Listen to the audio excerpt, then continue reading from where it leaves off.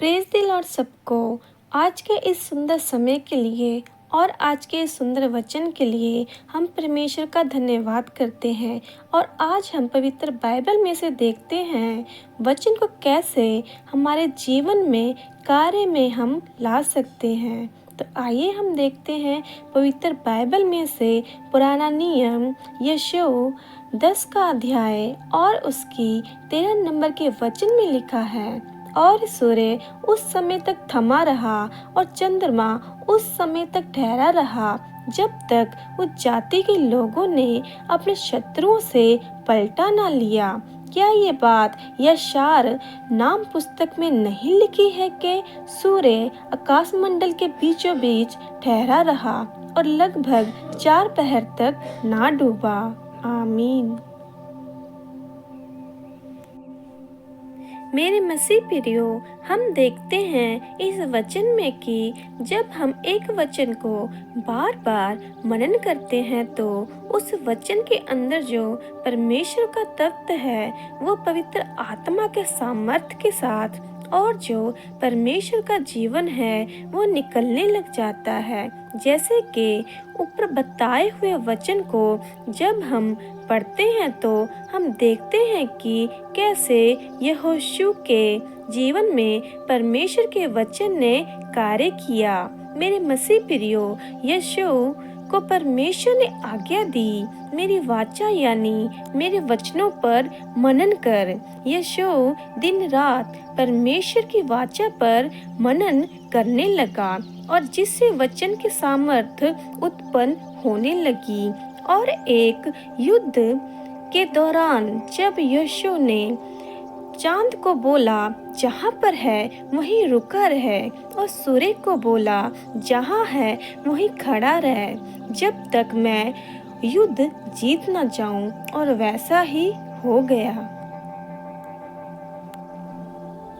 चांद और सूर्य अपनी अपनी जगह में खड़े रहे और दिन ही रहा जब तक यहोशू युद्ध जीत ना गया। बाइबल बताती है ग्रह भी यहोशू की बात मानने लगे, पर ये तब ही संभव हो पाया जब यहोशू ने परमेश्वर के द्वारा दिए हुए वचनों पर दिन रात मनन किया और वचन के सामर्थ्य को अपने जीवन में पूरा होता हुआ देखा। मेरे मसीह प्रियो, अगर वचन का मनन करने से ग्रह भी बात सुनते हैं तो आपकी बीमारी भी आपकी बात सुनेगी, आपकी परेशानी भी और आपकी बुरी आदतें भी, नशा भी आपको छोड़कर चली जाएगी। हर एक विपदा आपको छोड़कर जाएगी। बस आपको जरूरत है यहोशू की तरह वचन पर मनन करने की। उदाहरण के तौर पर हम देखते हैं कि बीज कब फल देता है, तो आइए हम जानते हैं 2 किसान के द्वारा बीज को बोने और उसके फसल उगने तक के बीच के समय को 2 किसान एक साथ बीज को बोते हैं और एक किसान उस बीज को बोने के बाद दिन रात उसकी देख रेख करता है और समय समय पर पानी देता रहता है। और दूसरी तरफ दूसरा किसान बस बीज बोकर अपनी जिंदगी में व्यस्त रहता है और जब कटाई का समय आता है तो उसके बीज से कोई फसल नहीं होती और पहले किसान के बीज में से फसल बनकर उस किसान को फल देती है जिसे वो आनंद मनाता है। ऐसे ही वचन को मनन करने से ही वचन की सामर्थ्य उत्पन्न होती है जो कार्य करती है आपके जीवन में।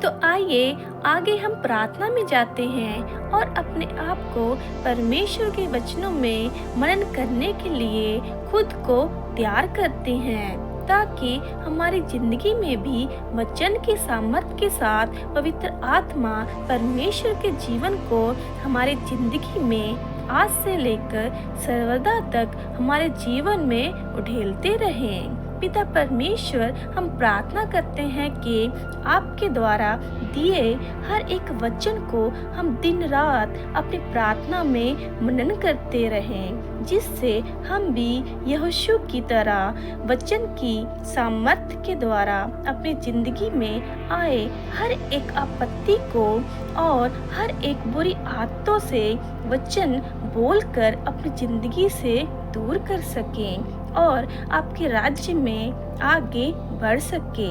प्रार्थना यीशु मसीह के पवित्र और मीठे नाम से हम सब मिलकर मांग लेते हैं।